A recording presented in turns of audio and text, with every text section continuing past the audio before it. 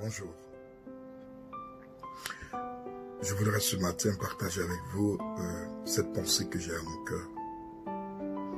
Et je crois qu'elle me vient du Seigneur. Je vais parler avec vous du futur. C'est un mot que nous employons souvent dans nos échanges, dans nos causeries. Car la plupart, autant que nous sommes, nous nous focalisons sur ce quotidien, ce présent.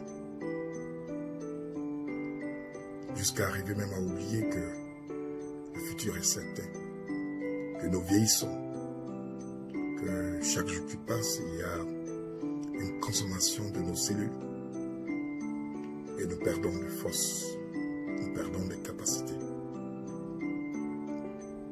Est-ce qu'il nous arrive de penser à notre futur? Si. Et lorsque cela nous arrive, est-ce que nous nous demandons qu'est-ce que nous avons disposé, qu'est-ce que nous avons planifié, qu'est-ce que nous avons prévu pour que ce futur soit, et que nous puissions en profiter.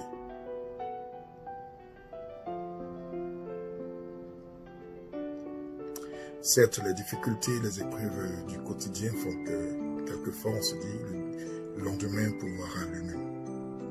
Il fera face à lui-même. Certains diront que quand viendra ce jour, voilà, chaque jour suffira sa peine. Et donc quand viendra ce challenge de futur, j'aviserai. J'aimerais partager avec vous une histoire frappante que d'ailleurs plusieurs connaissent. Je vais parler de Joseph, qui d'esclave accède au trône de l'Égypte et il y demeure jusqu'à ce qu'il meure.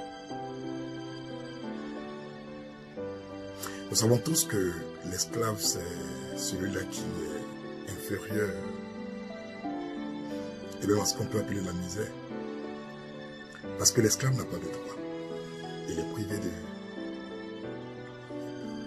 de tout ce qu'on pourrait appeler droit. Il survit à la décision de celui qui est sur lui établi comme maître. Comment se fait-il qu'un esclave sans droit, vendu, se retrouve autorité générale, parlant du premier ministre qu'il était, sur l'Égypte qui en ce temps de l'histoire était la plaque tournante du monde entier. Oui, certes, on dira que c'est par sa capacité à interpréter les rêves qu'il a accédé au trône. Allons encore plus en profondeur. Que disait le rêve de Pharaon? Il annonçait les désastres dans le futur. Il annonçait des moments de joie et des moments de désolation. Comment et pourquoi Joseph eut cette grâce d'interpréter le songe? Je peux te dire avec certitude que l'action de Dieu a agi pour beaucoup. Mais c'est parce que Joseph avait le cœur disposé. Il était esclave confronté à un challenge quotidien. Mais il trouvait sa joie. Il trouvait son équilibre moral en se focalisant sur son futur. Parce qu'il se disait, un jour, je ne serai plus esclave. Un jour, je pourrai diriger ma vie comme je veux. Un jour, je pourrai profiter de ma vie. Un jour, je pourrai chanter de joie. Parce que ses regrets étaient connectés sur son futur. Dieu lui donne la capacité d'interpréter le futur de quelqu'un d'autre.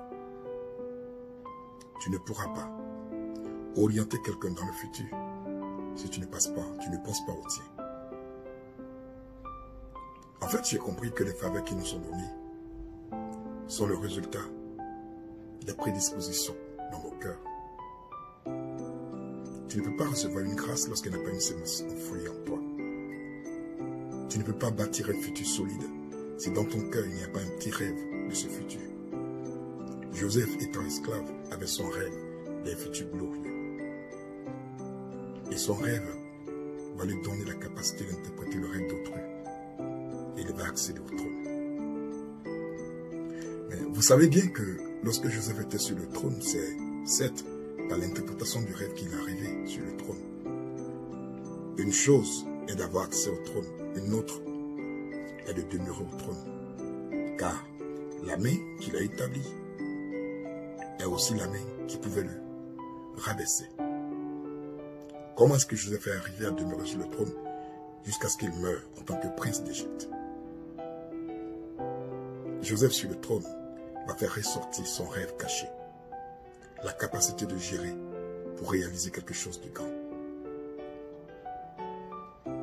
Il a certainement donné la révélation, mais il fallait maintenant avoir la capacité de gérer cette révélation. Joseph donnerait un conseil à Pharaon: il faut économiser 1/5 des récoltes pour faire face à la disette qui arrive. Est-ce qu'aujourd'hui, lorsque tu dépenses, tu penses à la disette qui arrive? Est-ce qu'aujourd'hui, lorsque tu te permets de satisfaire ta jeunesse, de satisfaire tes désirs, tes vices, est-ce que tu penses au challenge du futur? Vous savez, il y a des opportunités qu'on ne reçoit pas deux fois. Il y a des grâces, des occasions, des connexions qui arrivent à notre vie et qui se font qu'une seule fois. Et si cette opportunité est ratée, il sera difficile de la recevoir, de la revoir en nous, de la voir en nous. Et c'est pourquoi il faut avoir un discernement aiguisé pour ne pas manquer les pièces que le Seigneur nous donne.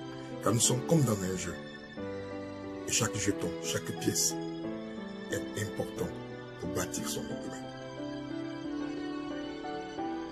Je voulais t'encourager à penser à ton futur. Même si le rêve t'étonne aujourd'hui, il étonne juste le regard de tes yeux, mais il n'étonne pas le regard de ta foi.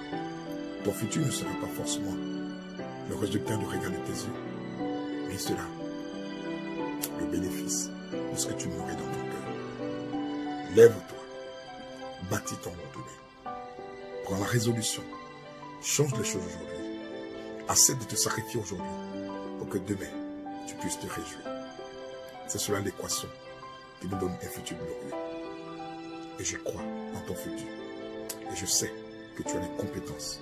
Et je sais que tu ne comptes sur personne pour réaliser ton futur.